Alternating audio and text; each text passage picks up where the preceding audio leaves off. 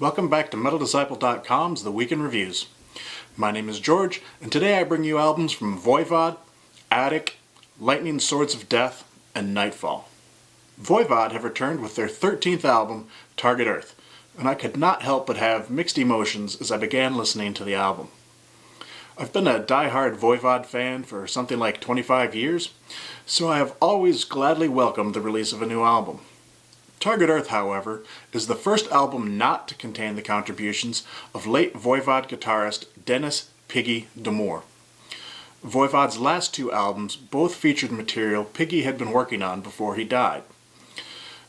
For me, the two signature elements of the Voivod sound have always been Snake's voice and Piggy's guitar style, which at times may seem discordant and abrasive to the uninitiated.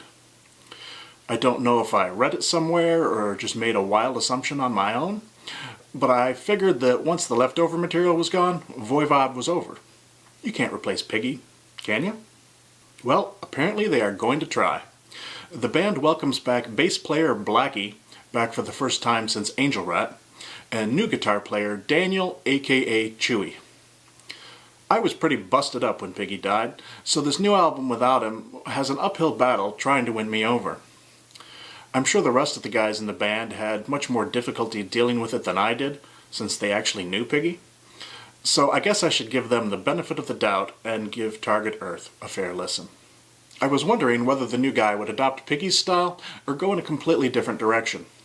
Well, listening to the album, this is definitely a Voivod album. I'm not sure whether to be comforted by the fact that Chewy plays much like Piggy, or be offended that they feel someone can just come in and ape Piggy's sound and call it a Voivod album. Of course, that is the bratty little fanboy in me speaking. Ultimately, I am glad he retains the sound. As I continued listening to the album, my inner conflict, rather than lessening, became more intense. Target Earth sounds really good. All at once, I feel the extreme elation of hearing a great new Voivod album, while at the same time, the crushing guilt of daring to enjoy Voivod without Piggy. I suppose this is something I'll just have to work out on my own. I have to wonder if perhaps the influence of Jason Newsted dominated the last few Voivod albums, because while I enjoyed them, they were much more heavy and driving than the pre-Jason albums. Now, and perhaps this is because Blackie is back in the band, this sounds a lot more like old Voivod than the last few albums did, even when they had Piggy. I expect in time I will get used to this new lineup, particularly if they continue releasing albums as good as Target Earth. It is good to hear this return to the old Voivod sound, even if someone is missing from the band. Last weekend, I came across this German band called Attic and their first album, The Invocation. I saw this album on iTunes, and since I hadn't heard of the band before, I clicked on the previews to give it a listen. I expect they get this all the time, but hello, yeah, King Diamond called. He wants his vocals back. Seriously, this Meister Cagliostro guy does not even try to pretend like he wants to sound like anyone but King Diamond. Both his high vocals and lower vocals are dead ringers for the king. What are we going to do about this? Do we burn them at the stake? Perhaps tar and feather them and run them out of town? Me? I fucking bought the album right then and there. That'll show 'em. So here's the thing. It's one thing to kind of swipe another band's sound and act none the wiser like you've always sounded like that. That is pretty deplorable. But this is full-on 21st century identity theft. This is so blatant that they are obviously expecting to be called out on it. Perhaps they are hoping the publicity will give them a boost. I expect it will. So here's another thing. They pull it off brilliantly. There isn't an original sounding note on the album, but what this is works really, really well. There hasn't been any new material from King Diamond in like 6 years. He's had pretty severe health problems, though he'll be back this year, I hear. So hearing some old school King Diamond Merciful Fate style metal that is done really well is satisfying a need I wasn't aware I had.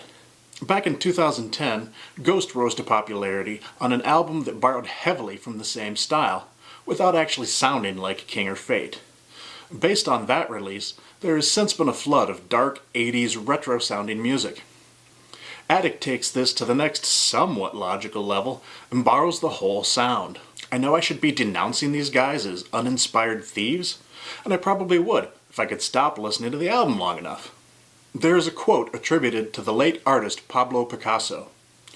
"Good artists borrow, great artists steal."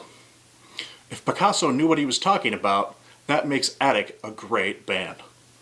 All I know is I like what I hear. Lightning Swords of Death is a black metal band from the heart of corruption, Los Angeles, California. Baphometic Chaosium is their third offering to the Dark Powers. Several weeks ago, I received the Baphometic Chaosium promo from Metal Blade, and I became very excited. Not only does the name Lightning Swords of Death sound like a totally awesome blade to have in a Dungeons & Dragons fight, but they smite listeners with some wickedly evil black metal as well. The LSOD sound has been mutating and evolving over the course of their last two albums. And finally, on Baphometic Chaosium, they have reached a sound that I feel moves them out of the black metal dark ages and into the 21st century of black metal elite. The production quality is still quite raw, but it sounds like it was recorded much cleaner, and I like that very much.